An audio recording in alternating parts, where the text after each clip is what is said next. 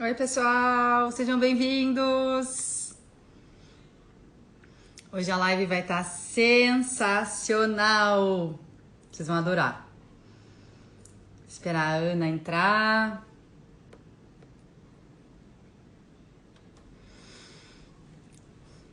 Olá, Mônica. A Ana tá chegando, já chegou. Sejam bem-vindos todos. Oi, Gui. Oi, João. Gabi. Isso aí. Que legal. Hoje a gente vai falar sobre os mitos e as verdades sobre o tratamento com cannabis medicinal. Um assunto super legal, todo mundo tem dúvida. Oi, Ana. Ana tem que me chamar aqui, você que tem que me convidar. Oi, César. Que legal. Oi, César, boa noite. Sejam bem-vindos.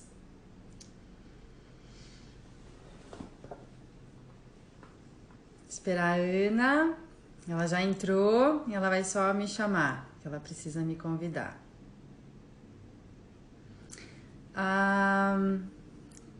Ana, eu acho que você tem que sair e entrar de volta, porque quando você entra, vem o convite de você entrar ao vivo. Nalu, querida, seja bem-vinda. Nalu, uma das minhas pacientes mais queridas. Boa noite. Marco entrando.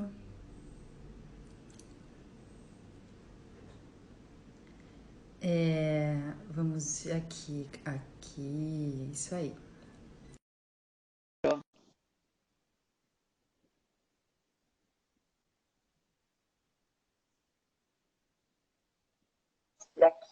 Aê, Ana. Seja bem-vinda. Não tinha aparecido antes, ou eu não vi, sei lá. Sim, seja bem-vinda, querida. Obrigada. É muito especial a tua participação na Semana de Imersão em Cannabis Medicinal. Para quem não conhece, a doutora Ana. A doutora Ana é médica, psiquiatra. Ela tem doutorado e pós-doutorado em genética do espectro obsessivo-compulsivo e de Tourette. Ela é prescritora de cannabis medicinal desde 2016 e membro da Sociedade Brasileira de Estudos Endocannabinoides, a SBEC. Seja bem-vinda. Ana, eu acho que está dando alguma... Deixa eu ver se o teu som... Tá me Não, escutando já bem? resolveu. Estou escutando. Tá. Era o computador que estava com o som ligado, eu já desliguei. Tá bom, tá ótimo. Seja bem-vinda, querida. É muito bom ter você aqui com a gente. Obrigada pelo A do- convite. Imagina, Ana, você é uma das médicas pioneiras também no Brasil, né, de prescrição de cannabis medicinal, tem bastante experiência com pacientes de diferentes doenças, né? E hoje a gente vai falar um pouquinho sobre os mitos e as verdades. Tem gente que tem muita dúvida relacionada a esse assunto. Então, os mitos e verdades sobre o tratamento com a cannabis medicinal. Claro. Ana, deixa eu te fazer uma pergunta, porque essa semana, né, e eu acabei até de receber um post em que alguém, acho que do governo, está questionando se de fato a cannabis medicinal existe. Eu lembro que o ano passado a gente teve uma discussão na Anvisa sobre a regulamentação da cannabis medicinal, né? E esse assunto veio muito à mesa. Se existe cannabis medicinal, é uma pergunta que parece boba, mas eu acho que ainda tem gente que não sabe a resposta. Então, acho que a gente começa por essa. O que você acha? Bom, eu sou suspeita para falar, né? Porque a gente medica os pacientes todos os dias com a cannabis e sabe da ação medicinal da cannabis. Então, a gente que entende do assunto não tem dúvida sobre isso. Mas é um assunto muito novo, porque o sistema endocannabinoide, ele tem sido descrito de 30 anos para cá. Então, é muito novo e realmente a maioria dos médicos ainda não conhece sobre isso. Uhum. E aí muitos acham que não existe cannabis medicinal, até porque eles relacionam a cannabis só com a droga, né? Com o uso da cannabis como droga de abuso ou droga recreativa. E aí tem Uhum. todo esse preconceito. Mas são coisas completamente diferentes, né? E Uhum. tem ajudado muita gente, e eu não tenho dúvida de que em alguns anos a maioria da medicina vai estar com isso já dentro, né, da universidade, ensinando, né, porque a gente é autodidata, né, não tem isso nas universidades, mas em alguns anos, e algumas faculdades já estão colocando disciplinas, né, de sistema endocannabinoide, em alguns anos eu imagino que isso vai ser o normal.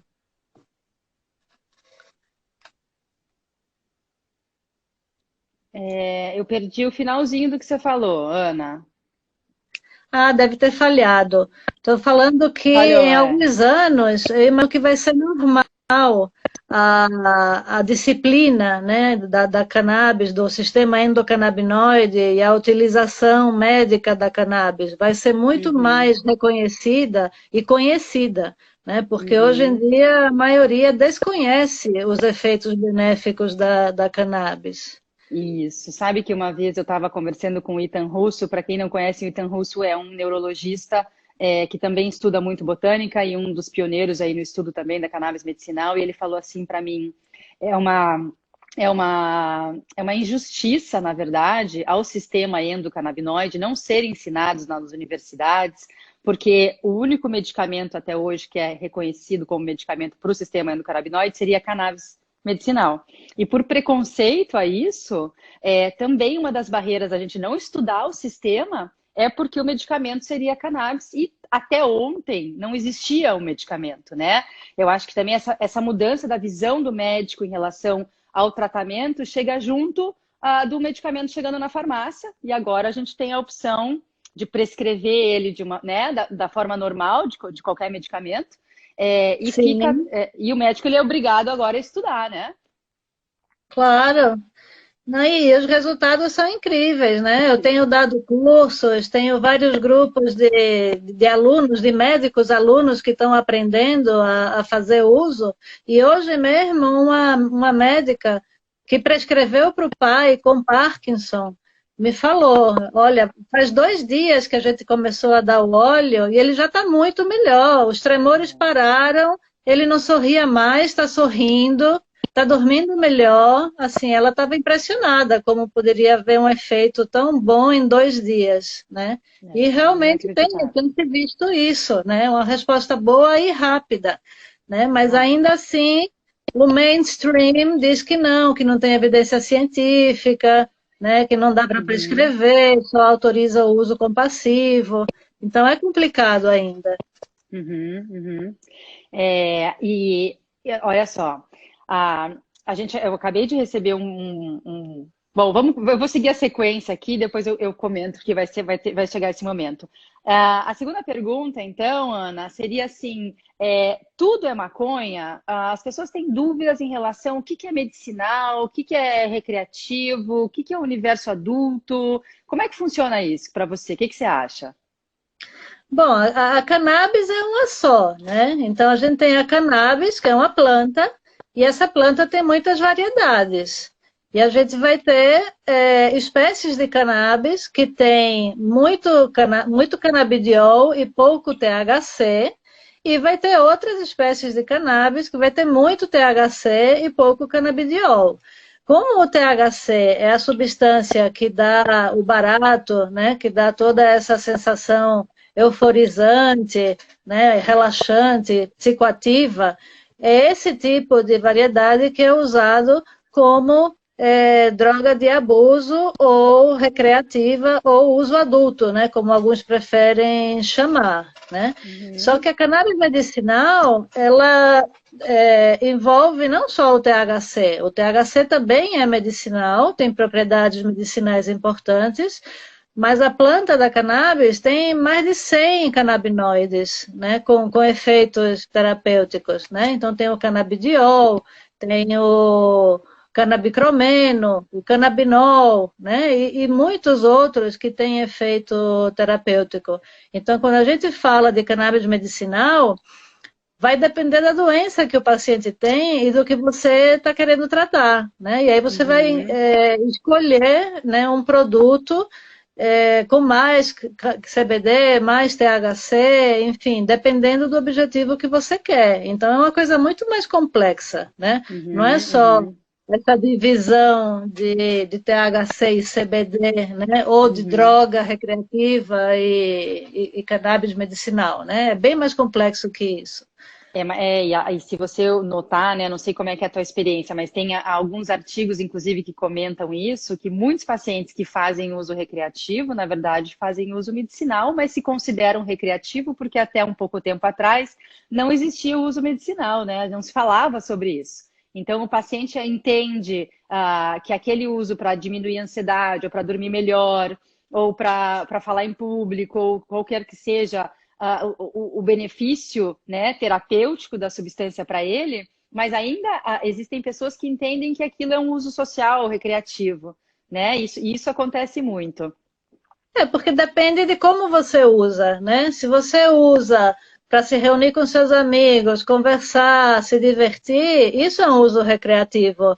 Agora, se você usa para dormir todas as noites, não, isso já é automedicação. Você já está procurando o efeito medicinal da planta. E aí o ideal é que o médico tome conta disso, né? Perfeito. E Ana, o que você acha sobre esse conceito em que as pessoas ainda acreditam que a cannabis medicinal ela pode ser a porta de entrada para outras drogas? Veja, a questão das drogas ela é super complexa, né? Primeiro que todas as sociedades têm algum ritual de uso de substâncias, né? Seja as comunidades indígenas, as comunidades africanas, enfim, a gente mesmo, né, na sociedade ocidental, a gente tem o vinho, né, que faz parte de um ritual do sacramento, né, na Igreja Católica, né, e a gente usa também o álcool socialmente. Então, tem esse uso que é um uso social, né? Agora, essas substâncias, elas podem causar dependência, né? O álcool pode causar dependência, né? O cigarro pode causar dependência, né? Mas nem todo mundo que toma um vinho no final de semana vira alcoólatra, né? Digamos assim. Então, a situação também não é simples, né? Ela tem que envolver uma pessoa predisposta a um quadro de dependência, né? Se essa pessoa tem uma predisposição à dependência, é claro que ela, ao usar qualquer tipo de substância que age no sistema nervoso central, vai ter mais chance de ficar dependente. E isso não é só com a cannabis, é com qualquer coisa. Inclusive, as primeiras drogas de uso, né, nas pessoas dependentes são o álcool e o cigarro, né? Isso. Então, eu não concordo que a cannabis seja porta de entrada. Eu acho que o que é porta de entrada é a personalidade da pessoa e a genética da pessoa, né? A tendência da pessoa a ficar dependente. Pode ser que ela comece com a cannabis, mas não necessariamente. E o próprio estilo de vida, né, dessa pessoa, aonde que ela está inserida, né, o grupo social que ela frequenta, isso tudo tem um contexto muito relevante, né, no uso de drogas. Isso. Claro, e o ambiente onde ele cresce, né? Se os pais tomam vinho na frente da criança e ela aprende que isso é o normal, ela vai começar a consumir álcool cedo, né? Então, tudo depende também do ambiente. Isso. Da exposição, né? Exato. Tem uma pergunta que eu acho que linka nisso que a gente está conversando, que é sobre os efeitos colaterais. Se o THC ele mata neurônio, e aí já partindo, então, quais seriam os efeitos colaterais da cannabis e se eles são realmente graves? Sei. Bom, acho que aqui a situação, como sempre, não é simples, né? Ela é complexa. E é o seguinte, na criança e no adolescente, como o sistema neurológico ele está em desenvolvimento, ele tem muitos receptores CB1, que é onde se liga o THC. Uhum. Esses receptores, eles são muito, são em grande número, né, na infância e na adolescência, justamente porque ele está em neurodesenvolvimento. Quando o neurodesenvolvimento acaba, lá pelos 25 anos de idade, a quantidade de receptor CB1 começa a diminuir no cérebro. Então, por isso que quando adolescentes usam a cannabis com alto THC, elas têm muito mais risco de ter um quadro psicótico ou de ter problemas de concentração, memória e aprendizado, porque o THC se liga no receptor CB1. Então, como essas crianças têm muito CB1, para elas vai ser maléfico. Já no adulto, quando os receptores CB1 estão muito diminuídos, o uso do THC não é tão danoso assim, né? Muito pelo contrário, pode até ser terapêutico. Então, a fase de desenvolvimento em que a pessoa se encontra é fundamental para a gente saber se pode usar ou não pode e em que quantidade pode em relação ao THC, né? Tirando essa questão da fase do desenvolvimento, o THC é bastante seguro. Não existe, quer dizer, existe dose letal de THC, mas ela é muito alta, né? Então, experiências que foram feitas em animais de laboratório já chegaram a dar 9 gramas por quilo de peso para cachorro e para macaco e eles não morreram, né? Então, assim, é muito difícil você matar, né, alguém com o THC, a não ser que ela tenha um problema cardíaco, né? Porque o THC pode levar à arritmia. Então, assim, não é também uma substância tipo chá de camomila que não faz mal nenhum. Não, tem os seus riscos, mas também tem os seus benefícios. Então, tem que ser encarado como remédio e tem que ter uma avaliação médica para saber se pode, se não pode e o quanto pode usar. Isso mesmo. Olha, eu vou complementar com uma pergunta legal, porque a Ana Lu ela é uma criança e ela está fazendo uma pergunta, né, aos pais, mesmo com supervisão médica e o controle da dose, provavelmente do THC, né? Eu acho que, claro, quando você tem uma condição médica que sobrepõe, né, o risco-benefício e você tem um motivo para usar aquele medicamento naquela criança, e aí, obviamente, é onde a gente faz essa estratificação de quem usa e quem não usa, né?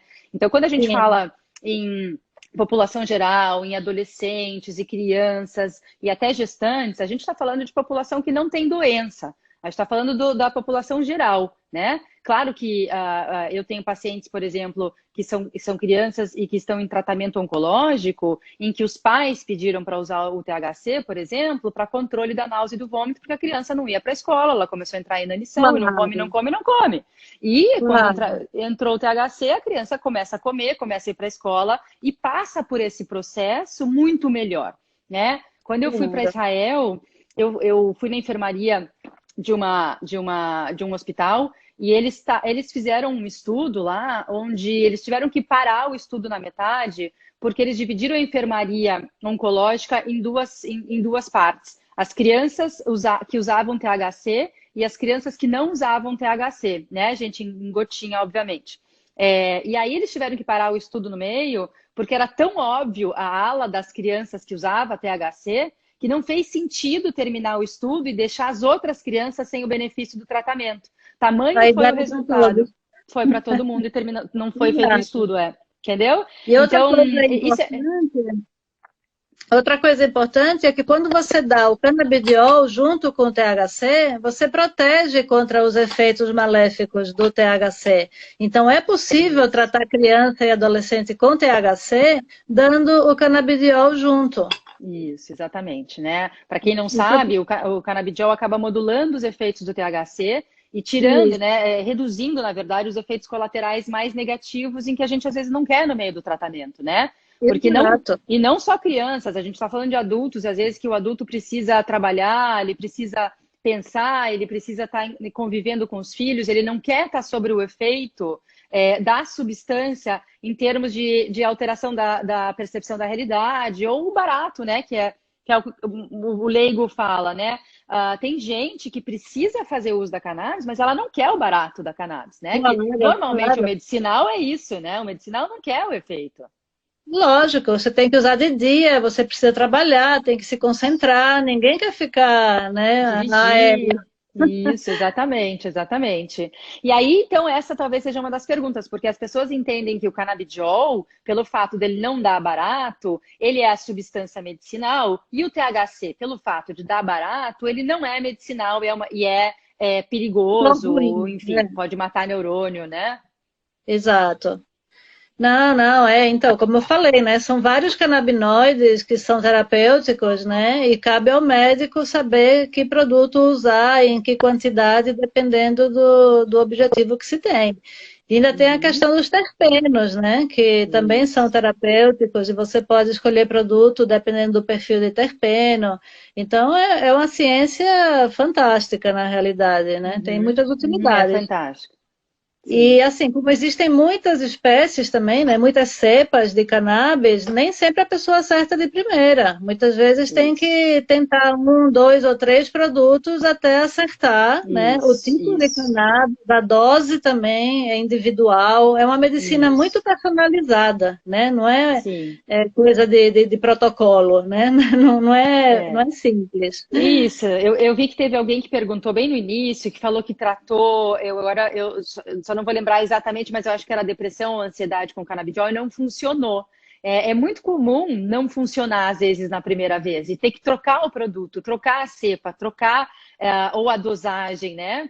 É muito comum isso Sim, acontecer, gente, principalmente aqui no Brasil, onde a gente tem uma limitação de medicamentos, né? Você vai para fora do país, onde tem muito as negócio. opções são muito maiores e você tem específicos ainda, cepas que já foram testadas muitas vezes, então elas são mais indutoras do sono, outras são mais relaxantes, outras mais para dor. E a gente já tem isso, né? Aqui no Brasil, infelizmente, a gente não tem. Então, a gente não consegue ter todo esse leque de terapêutico É. para usos exclusivos de alguns tipos de cannabis. Então, a gente Mas fica dá para ainda muito na importar, tentativa e né? erro. A Dá, gente tem dá, não. muita opção para importar, mas é uma pena que seja caro, né? Então, realmente não é Isso. simples. E o Mas tem os THC produtos que ainda. artesanais também. Isso, vamos falar um pouquinho dos produtos artesanais, porque eu acho importante ter uma pergunta aqui que é talvez link com isso, que a gente pode até puxar, que é sobre o prensado. Teve uma pergunta interessante assim, se o prensado, se a maconha prensada, ela é remédio. Veja, a maconha prensada, ela vai ter basicamente THC, não vai ter quase nada de CBD, e o objetivo da prensada, que é vendida pelo tráfico, é o uso recreativo. Né? É claro que vai ter ação medicinal para quem precisa de THC, mas Uhum, por vir do tráfico, por você não ter controle do que é que tem naquele prensado, né? Que substâncias que foram acrescentadas, você não vai saber dose, né? O quanto tem de canabinoide lá, não se indica usar do ponto de vista medicinal, né? Por isso que a uhum, gente é a favor da legalização, para que a uhum, gente possa oferecer para as pessoas produtos de qualidade sem que elas tenham que recorrer ao tráfico, como já uhum. aconteceu muito, né? Criança autista, por exemplo, receber um extrato feito de cannabis prensada, isso é absurdo, isso para mim Não, é imagina. crime, né? É Creme. criminoso. Né? Lógico, lógico, Então, lógico. por isso que a gente tem que defender, né, que seja aprovado o cultivo e a produção aqui no Brasil, para baratear preço e a gente Uhum. poder ter grande oferta de produto. Uhum.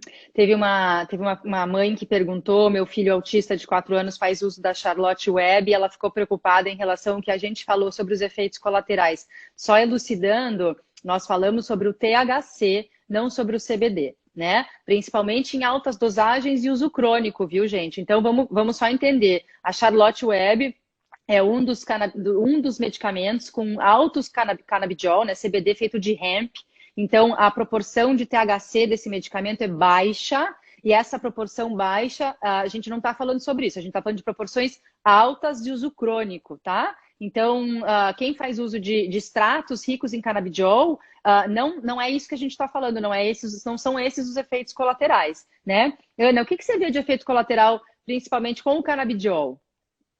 Bom, o canabidiol, ele dá sonolência, né? Então, isso é uma coisa boa, porque serve bastante para insônia também. Algumas Uhum, pessoas são mais sensíveis e têm diarreia.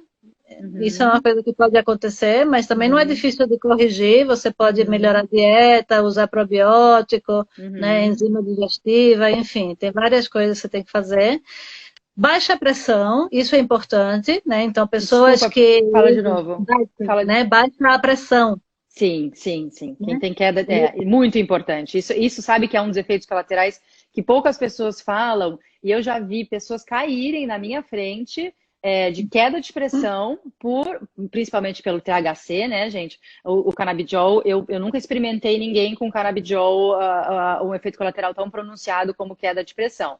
Mas o THC, dependendo da dosagem e da sensibilidade de quem está usando, ele pode causar uma queda de pressão importante, com uma sensação muito ruim, sudorese, né, tremor, aquela sensação de frio, de você ter que ficar deitado, é bem desagradável, né?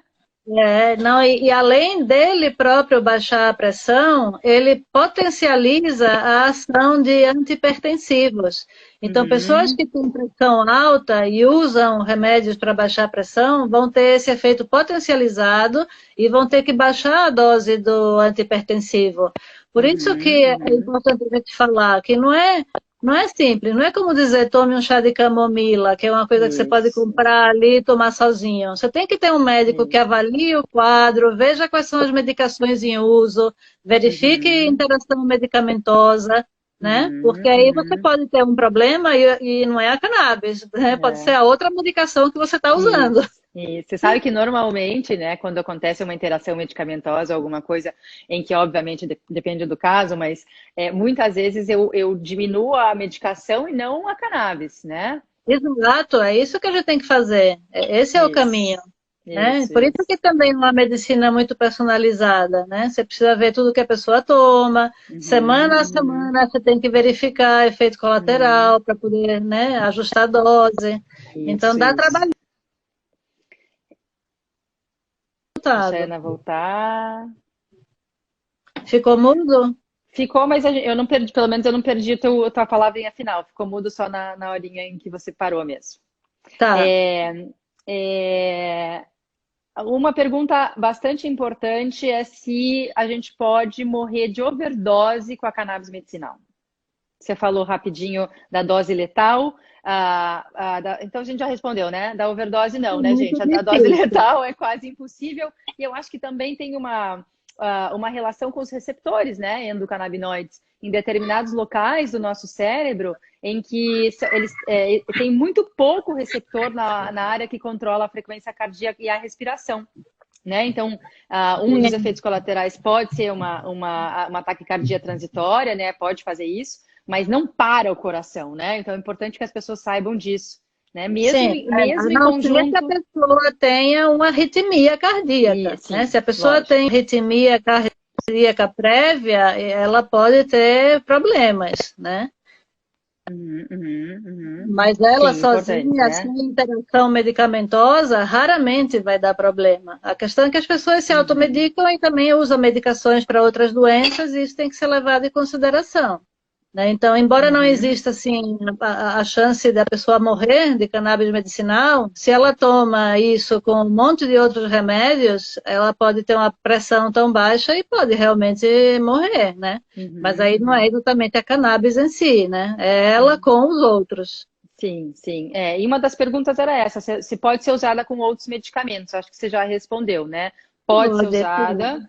É importante, né, que o médico saiba as interações que existem. O que que você vê aí, Ana, na prática clínica? Os teus pacientes chegam usando vários medicamentos? Como que é? A população que eu atendo é muito grave, né? Então, são Uhum, pacientes psiquiátricos que tomam muita medicação, ou pessoas idosas com demência, que aí tem pressão alta, diabetes, tem um monte de problema. Então, uhum, a gente sempre vai ter outras medicações em conjunto, e aí por isso que é importante checar a interação medicamentosa. Então, é possível usar com outros remédios, mas tem que sempre checar a interação medicamentosa. Isso é um mantra, né? isso é um mantra, isso mesmo, isso mesmo. Eu já tive uma vez uma história engraçada, né? Que até o oncologista depois me ligou. Foi trágico, mas foi cômico. Era um paciente que ele estava super prostrado, estava no sofá, não queria levantar de jeito nenhum, era um paciente oncológico, e de repente entrou o canabidiol, né? E a esposa estava super preocupada porque ele não saía do sofá e estava depressivo. E ela saiu para fazer compras e quando ela volta, o paciente tinha tomado o canabidiol e ele estava no jardim com um machado na mão cortando a árvore de casamento deles. Ele teve uma reação. E aí ela disse que ficou parada e ligou para o oncologista, falou, meu Deus do céu, o meu marido tá... Ele falou, deixa, que maravilha que ele está respondendo alguma coisa. Então, às vezes, o nosso olhar, né, inclusive para o efeito colateral ou para algumas reações que o paciente pode ter, e provavelmente esse caso foi uma interação medicamentosa, depois eu e o oncologista, a gente veio conversar e foi sim, por isso que ele teve essa reação. O canabidiol não faz isso, né? Eu nunca tive, acho que além de uma diarreia, de uma sonolência ou de um relaxamento importante, eu não tive nenhum, pelo menos, efeito colateral, fora esse caso, que foi uma interação medicamentosa, obviamente, e por isso ele teve essa reação. Mas é um caso que eu nunca esqueci, isso pode acontecer, e a gente tem que ter muito cuidado quando os pacientes estão tomando outros medicamentos, né?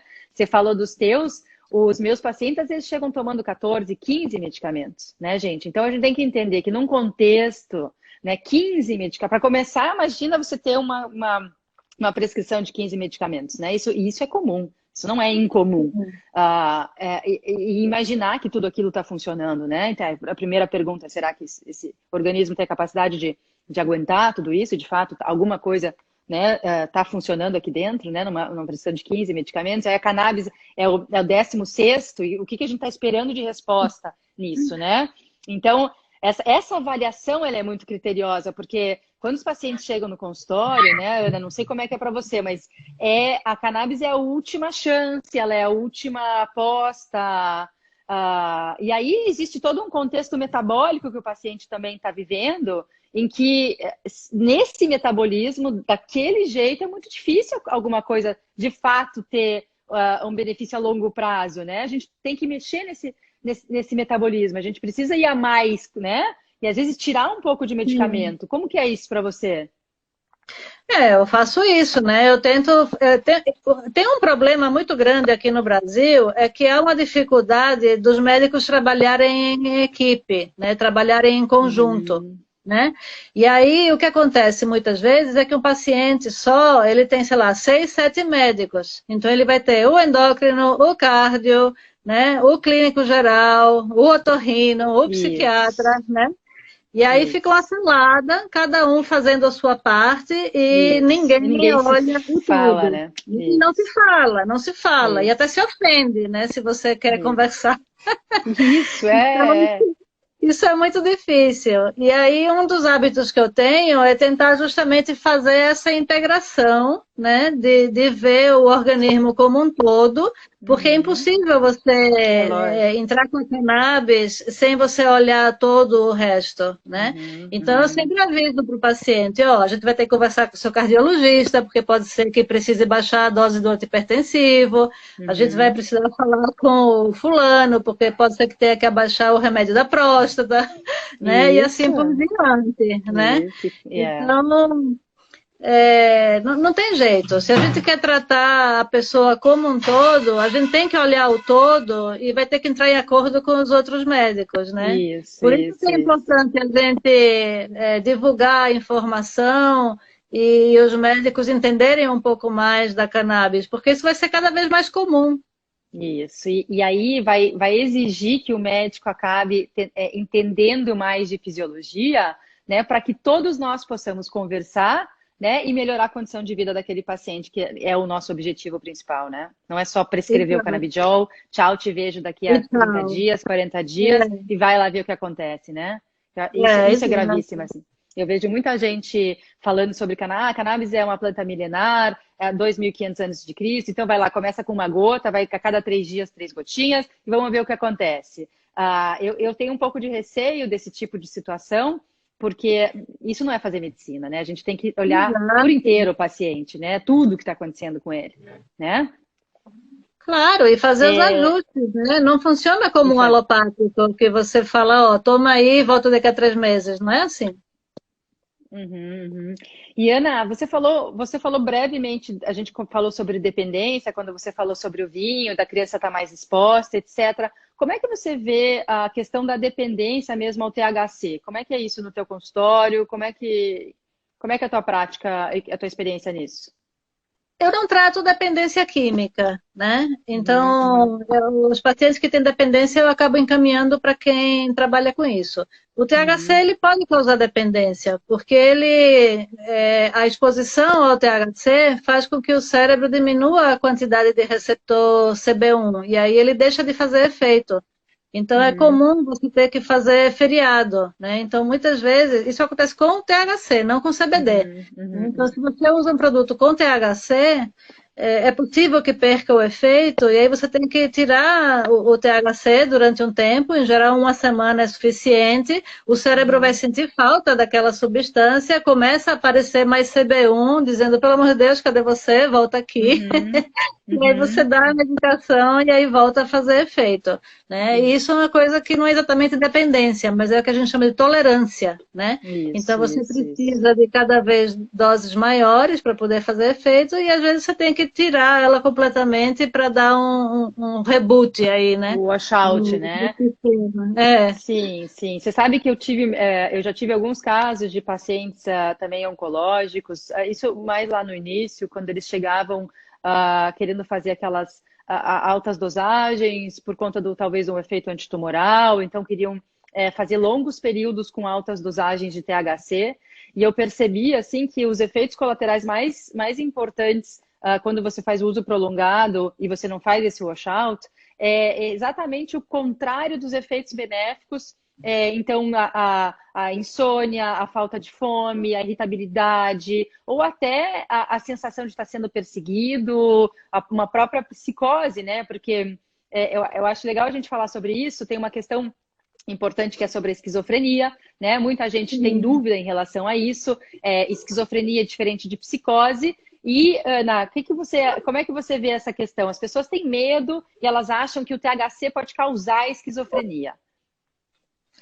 Bom, assim, o THC, ele aumenta a liberação de dopamina no cérebro. E a dopamina, ela pode desencadear quadro psicótico e quadro de ansiedade, principalmente em Uhum. pessoas predispostas, né? Predisposta. Então, tem uma psicose, que é a psicose canábica, que de fato ela pode acontecer, mas isso não é esquizofrenia. A esquizofrenia é uma outra doença, né? Isso. Que não só com a parte psicótica, né, com a alucinação, com o delírio, mas também com o embotamento afetivo, com a alteração da cognição, né? Então, a esquizofrenia é uma doença à parte.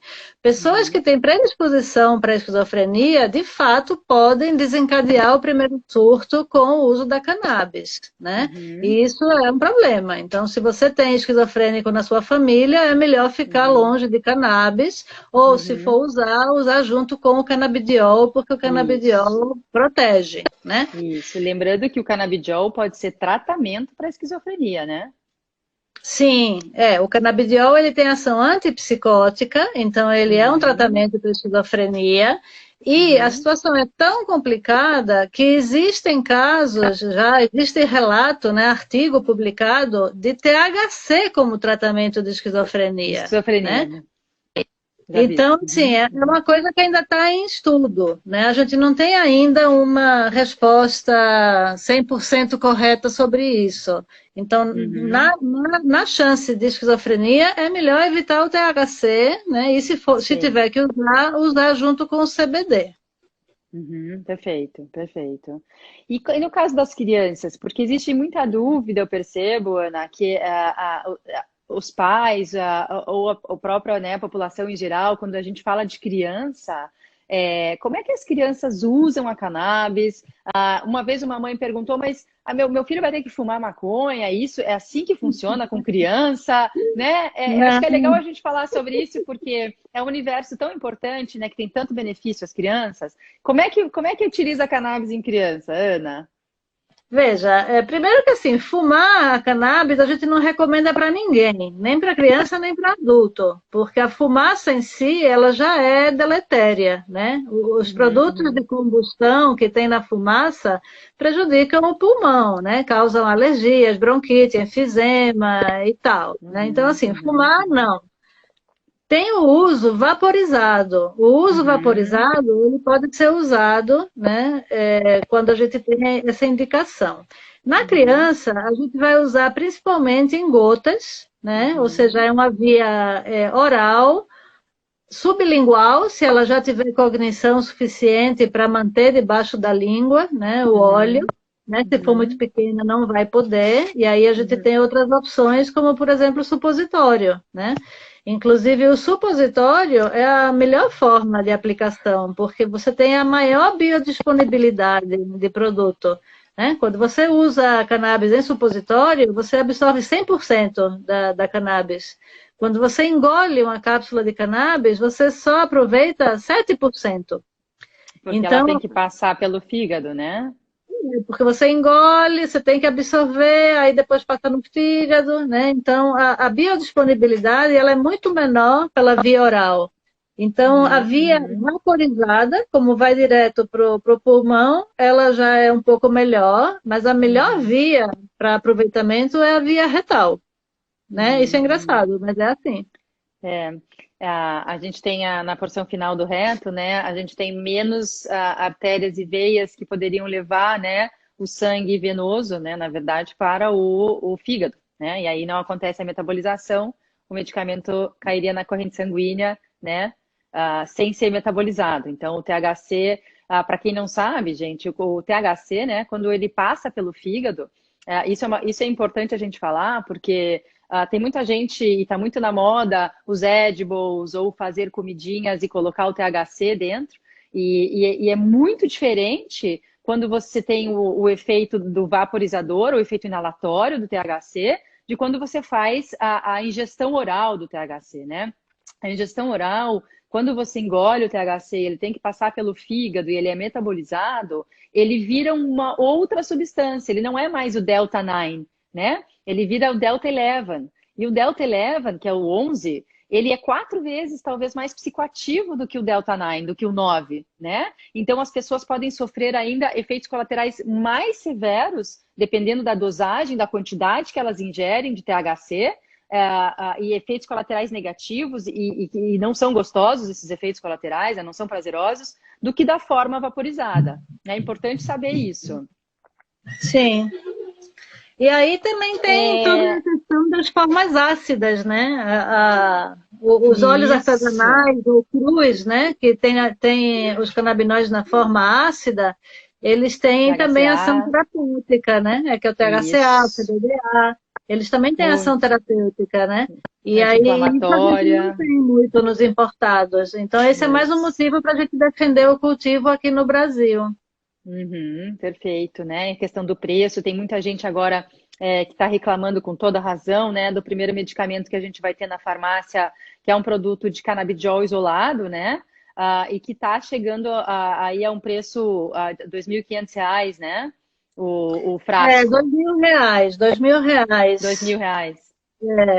E assim, é um canabidiol isolado e sem terpeno, sem nada. Então Sem é o nada. CBD puro. É o Epidiolex, né? É uma cópia do Epidiolex, né? O semelhante ao Epidiolex. E ele é menos eficaz do que os importados que têm um pouquinho de THC e ele é muito Uhum. mais caro. Então ele Isso. realmente não seria a primeira opção para a gente Opção, prescrever. né? Eu estava lendo um artigo que fala que os óleos purificados, né, a gente precisa utilizar uma dosagem maior, exatamente pelo fato de não ter os outros componentes da cannabis, né? Quem não sabe, pessoal, a cannabis ela exerce um efeito terapêutico no nosso organismo também pelo efeito comitivo, o efeito entourage, que é o efeito em que é um sinergismo entre todos os componentes da planta dentro do nosso organismo. E quando a gente está usando um produto isolado, a gente tem um composto, né? E às vezes, olha que interessante, a gente fica muito no canabidiol e no THC, no canabidiol e no THC, Só que a gente tem outros fitocannabinoides com ações muito importantes no nosso organismo, inclusive anticonvulsivas, em que se você usa um medicamento que tem um componente, você está perdendo todos os outros, né, Ana? Sim, Como é que você claro. enxerga isso? Não, o efeito comitiva é fundamental, né? Por isso que eu gosto dos óleos que tem pelo menos 0,3% de THC, Sim, né? sim, Se a sim, sim. pessoa não precisa de THC, ela vai ter um produto mais eficaz e vai sair mais barato, né? Se Isso, ela precisa de THC, então tem que ter o THC. Então, o canabidiol isso, puro, isolado, ele tem menos indicações, né? A isso, gente precisa de exatamente. THC em muitas doenças, né? Então, na epilepsia, Muitas, na muitas, Ana. enxaqueca, na síndrome de Tourette, nas Dor, demências, nas dor, neurodegenerativas, na dor, né? oncologia. Nossa, muito, muito. Eu brinco às vezes com os pacientes que sem o THC não tem a magia, né? Muitas vezes, porque Aham. é justo o componente que eu preciso para fazer o efeito analgésico mais pronunciado, a passar náusea e o vômitos induzidos pela quimioterapia. Tem coisas que eu não consigo fazer só com o canabidiol, certo? Exato, exato. Ana, você tem experiência com AVC? Eu vi que teve alguém que perguntou aqui, que perguntou se que o pai, acho que teve o AVC em dezembro, e ele acabou colocando uma GTT, provavelmente ele não está conseguindo comer, e se seria benéfico para esse paciente iniciar a terapia com a cannabis medicinal. O que você acha, Ana? Sim, Sim, para né? AVC, AVC é importante porque o canabidiol ele é neurogênico, então ele vai Uhum. ajudar o tecido cerebral a se recuperar, né? Isso, E ele vai perfeito. reduzir a inflamação, reduzindo a inflamação vai reduzir o edema, o inchaço. Isso. Então, para AVC é bem interessante. Bem interessante, né? Legal que você falou sobre neurônio, porque tem muita gente que acredita que o THC mata neurônio, né? E a gente sabe que não, né? Ao contrário disso. Os canabinoides em si, eles participam da formação do neurônio, né? Do nascimento do neurônio e da sobrevivência Sim, daquele neurônio, inclusive, né? Não da morte exato. neuronal. Então, gente, quando você tem alguém que utilizou o THC, né, um familiar ou um paciente, e ele ficou esquecido momentaneamente, é porque existe um mecanismo no cérebro que causa isso, né? Você para a liberação de alguns neurotransmissores que conduzem à memória, e aí naquele momento ele fica esquecido. Mas não é morte celular, né? Sim, o problema do alto THC sem o CBD na memória é justamente esse, né? Por isso que na infância e na adolescência a gente não vai dar o THC puro, a gente tem que dar o THC com o Uhum. CBD, né? Para proteger a Isso, memória e a concentração, né? isso, perfeito, Ana. É, olha, eu acho que a gente tem aqui ó, uns 15 minutinhos. Deixa eu ver se faltou alguma coisa aqui das nossas perguntinhas. Senão a gente podia responder as perguntas das pessoas, né, que estão assistindo a gente. Gente, Vamos né? responder. Que vocês têm de pergunta aí para nós? Perguntaram sobre o Epidiolex, né? O Epidiolex é Isso. o nome comercial de um canabidiol puro que tem nos Estados Unidos, né? Aqui a gente já tem nas farmácias o canabidiol puro da Prate, né? Que Uhum. chegou faz o quê? Uma semana que está nas farmácias, né? Mas é extremamente caro e tem essa menor eficácia do que a gente falou, principalmente se a pessoa precisa de THC, né? Se a Isso. pessoa não precisa de THC, né, precisa só de canabidiol, ele pode ser eficaz, mas ele ainda assim é caro, né? Uhum, uhum. E fora isso, a gente tem os produtos artesanais, né? Os únicos legalizados no Brasil são os da Abrace, né? Uhum, E isso é importante saber, né? Então é uhum. importante procurar produtos artesanais ou da Abrace ou de associações que já produzem e têm um controle de qualidade. Perfeito. Teve alguém que perguntou sobre depressão e THC, se o THC pode piorar a depressão. Sim, né? Se usar em alto consumo de THC, Se não for acho que não alto consumo, né, e crônico, porque em geral crônico. depende da dose também, porque em baixa dose ele melhora a depressão. Então, a gente usa para Isso. tratar a depressão o canabidiol junto com o THC, mas o THC em baixa dose. Isso mesmo. Eu já vi uma questão importante que a gente estava falando dos adolescentes, né? Que a gente acabou esquecendo de comentar, mas que eu percebo assim, quando os adolescentes começam precocemente a utilizar o THC, e uso crônico e abusivo, né? Eles entram naquele quadro de não querer fazer nada, de ficar no sofá o dia inteiro, O né? quadro amotivacional, síndrome amotivacional. Exatamente. E eu recebo pacientes com essa síndrome para tentativa de retirar o THC e ficar só com o canabidiol. Sim. É um caminho, né? O Uhum. canabidiol ele pode ser usado para reduzir, inclusive, outras dependências, né, Ana? Sim. É que você não faz isso, Usa, né? né? Se usa como para Uhum, redução uhum. de danos, né? Se usa para reduzir Isso, dependência de opioide, de cocaína, de crack, isso, de álcool, exatamente. De né? De álcool, THC também, né? benzodiazepínicos, né? Isso, teve alguém que Remédios para perguntou. dormir. Exato. Teve alguém que perguntou aqui agora a eficácia do THC, eu acho que deve ser na retirada do benzodiazepínico, né? Sim. Qual que é a tua experiência com essa transição, Ana? Ah, é super boa, né? A gente vai conseguindo tirar o benzodiazepínico com a entrada do canabidiol, né? É bem tranquilo. Isso. Porque como ele é sedativo, funciona bem.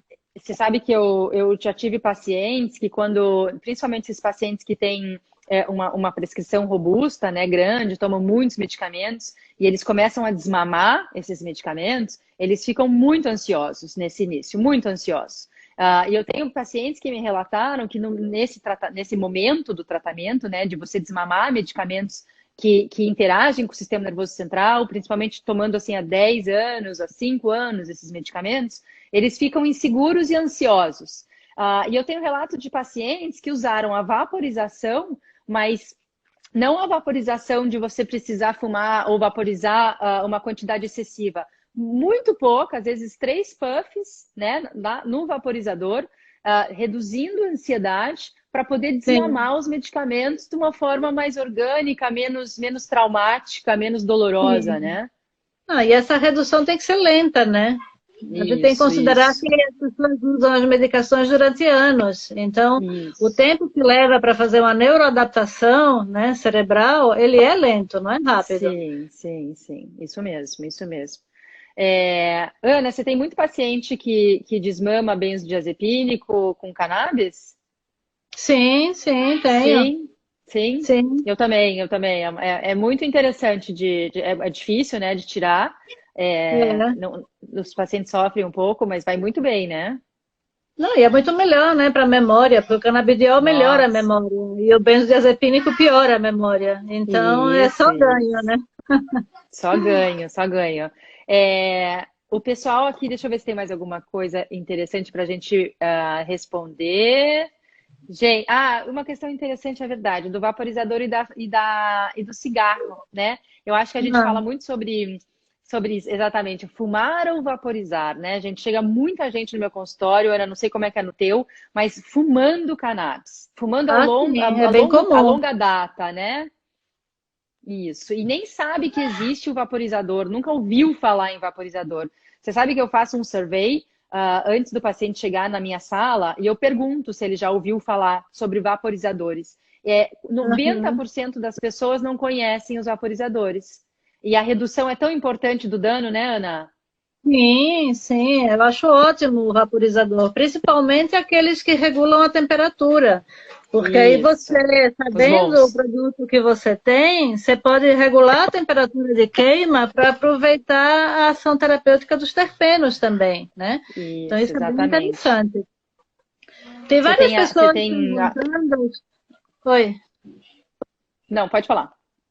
Tem várias pessoas perguntando sobre síndrome de Tourette. Então, eu vou falar que no É, dia 30 de maio eu vou dar uma live sobre síndrome de Tourette e cannabis. Então, a gente deixa esse tema para lá. Eu é, vou colocar perfeito, no perfeito. Insta.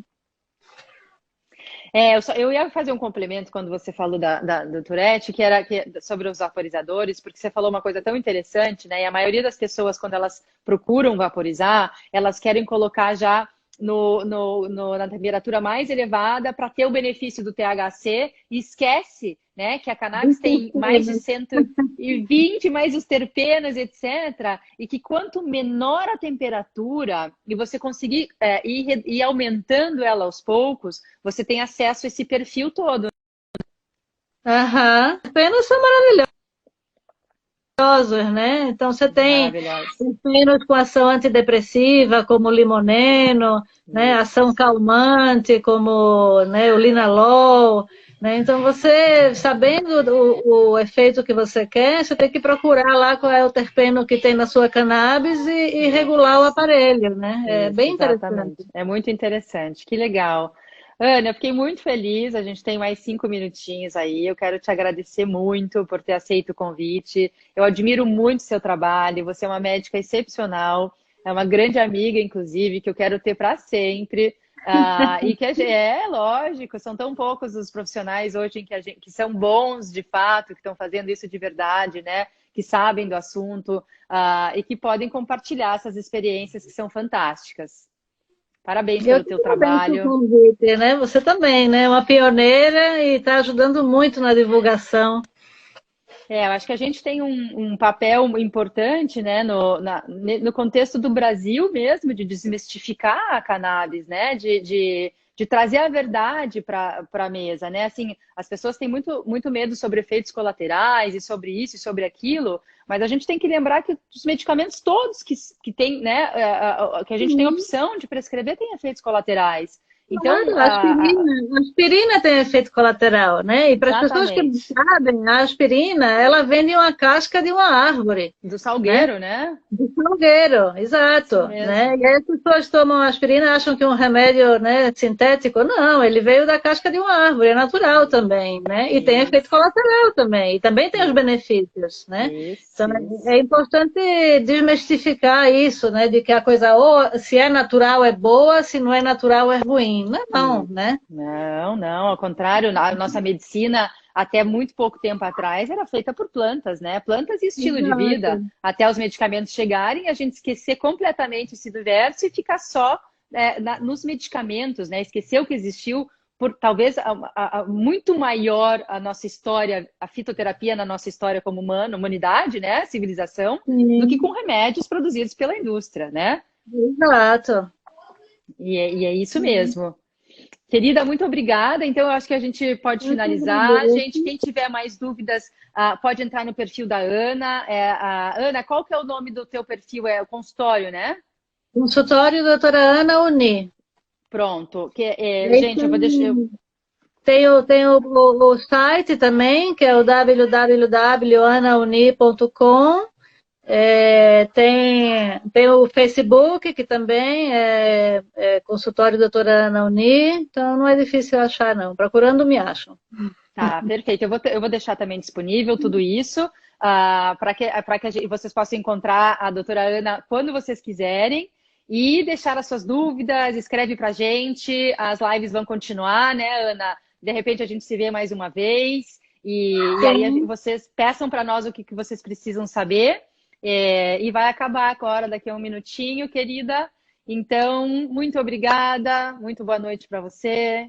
Fique Boa com noite para Deus. todos. Muito obrigada por tudo. Um beijo. Tchau. Tchau, tchau.